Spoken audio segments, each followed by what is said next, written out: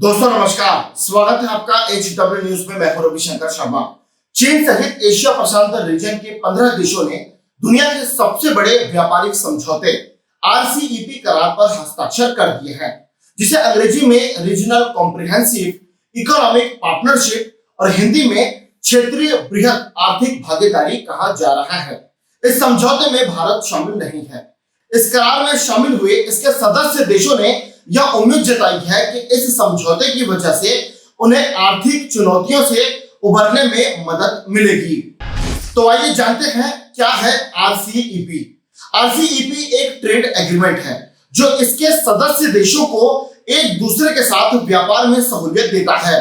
इस एग्रीमेंट पर आसियान के 10 देश Indonesia, Malaysia, Philippines, Singapore, Thailand, Brunei, Vietnam, Laos, Myanmar और कंबोडिया के साथ साथ 5 अन्य देश जिसमें ऑस्ट्रेलिया, चीन, जापान, दक्षिण कोरिया और न्यूजीलैंड शामिल है। अमेरिका इसमें शामिल नहीं है। RCEP के तहत दुनिया की कुल GDP का 30% हिस्सा आएगा, लेकिन इसमें चीन का आधिपत्य है ऐसा माना जा रहा है। RCEP के तहत सभी देशों के लिए व्यापार का एक ही नियम होगा, यानी इसके जो भी सदस्य देश होंगे उनके लिए एक ही नियम लागू होगा, जिसका फायदा इसके सदस्य देशों को मिलेगा। इसके तहत अंतरराष्ट्रीय स्तर पर सामान की आसान आवाजाही को भी बल मिलेगा और इसके साथ ही दूसरी तमाम फॉर्मेलिटीज से भी इसके सदस्य देशों को निजात मिलेगी और कई MNC भी मेंबर देशों में निवेश के लिए आकर्षित होंगी। RCEP में शामिल था भारत।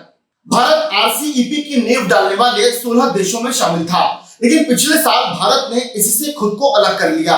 इसकी वजह भारत ने बढ़ते व्यापारिक घाटे को बताया था। इस डील में भागीदार बनने पर भारत में आयात की जाने वाली 80 से लेकर 90% चीजों पर इंपोर्ट ड्यूटी कम हो जाती। भारतीय इंडस्ट्री में यह डर है कि इंपोर्ट ड्यूटी कम होने से भारत के बाजार में विदेशी सामानों की भरमार हो जाएगी, खासतौर से चीनी प्रोडक्ट्स की। ऐसी सूरत में भारत का व्यापारिक घाटा बढ़ सकता है। और वैसे भी भारत का RCEP के अन्य सदस्य देशों के साथ भी व्यापार घाटा लगातार बढ़ता ही जा रहा है। हालांकि भारत कभी भी RCEP में इसका सदस्य बन सकता है। कमजोर पड़ सकता था आत्मनिर्भर भारत अभियान।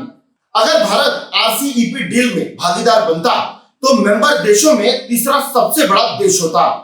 विशेषज्ञ यह मानते हैं कि इस डील से भारत में आने वाले निवेश और सप्लाई चेन पर भी असर पड़ सकता था, जो कोरोना काल में भारत के सामने पहले ही एक बड़ी चुनौती है। इसके साथ ही इस डील का भागीदार बनने से भारत को घरेलू बाजार की क्षमता बढ़ाने और इस्तेमाल करने के मौके को भुनाने का भी मौका नहीं मिलता। यानी सीधे सीधे कहें तो RCEP डील में हिस्सा लेने पर आत्मनिर्भर भारत अभियान कमजोर पड़ सकता था। क्या फायदा होगा इस डील से? कई देशों को उम्मीद है कि इस समझौते से कोरोना वायरस महामारी की मार से तेजी से उबरने में मदद मिलेगी। मलेशिया के अंतरराष्ट्रीय व्यापार एवं उद्योग मंत्री मोहम्मद आजमीन अली का कहना है कि यह समझौता संकेत देता है कि RCEP देशों ने इस मुश्किल समय में संरक्षणवादी कदम उठाने के बजाय अपने बाजारों को खोलने का फैसला किया है। लेकिन भारत में RCEP पर अब सियासत भी गर्म हो गई है।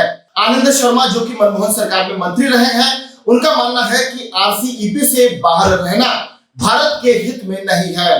तो वहीं मोदी सरकार में नंबर 2 के मंत्री यानी गृह मंत्री अमित शाह का कहना है कि भारत के RCEP में शामिल न होने का फैसला प्रधानमंत्री मोदी के मजबूत नेतृत्व और सभी परिस्थितियों में राष्ट्र हित सुनिश्चित करने का संकल्प दिखाता है।